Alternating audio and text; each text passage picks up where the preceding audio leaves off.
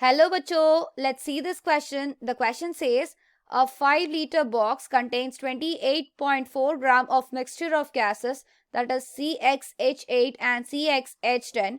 The pressure of gaseous mixture at 300 Kelvin is 2.46 atmospheres. The analysis of gaseous mixture shows that carbon is 84.5% by mass.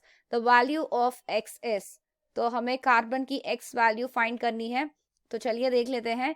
यहाँ पर हमें दी गई volume 5 litres की और kelvin 300 और वेट ऑफ मिक्सचर यहाँ पर दी गई 28.4 ग्राम्स. प्रेशर दी गई 2.46 एटमॉस्फेयर्स. तो यहाँ पर मिक्सचर किस किसकी थे? CxH8 प्लस CxH10 के मिक्सचर था, वो भी 1 मोल की, मास ऑफ 1 मोल. तो इसको अगर कैलकुलेट करेंगे तो हमें मिलेगा कार्बन की 12 इंटू एक्स प्लस 8 और यहाँ पर हाइड्रोजन की 8 होगी value plus again 12 into x plus यहाँ पर 10 होंगे.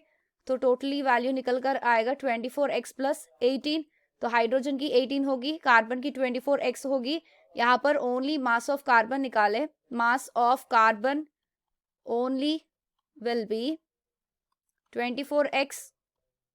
तो परसेंटेज ऑफ कार्बन हमें दी गई है. Carbon is equals to 84.5% by mass. तो यहाँ पर कैलकुलेट कर सकते हैं कि 24x by 24x plus 18 will be equal to 84.5 divided by 100. The percentage of carbon 24x. So 24x plus 18 is the total percent, that is total mass of carbon. तो यहाँ पर 2400x is equals to 2028x plus 1521.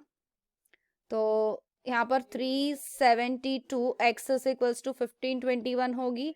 तो x value 1521 by 372.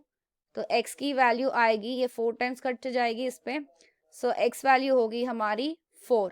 इसका मतलब हमारी value C4H8 होगी एक की और दूसरी की होगी C4H10 की. तो यहाँ पर एक है एल्कीन और एक है एल्केन. ये ब्यूटीन होगी और ये होगा butane. I hope you understand it well. All the best.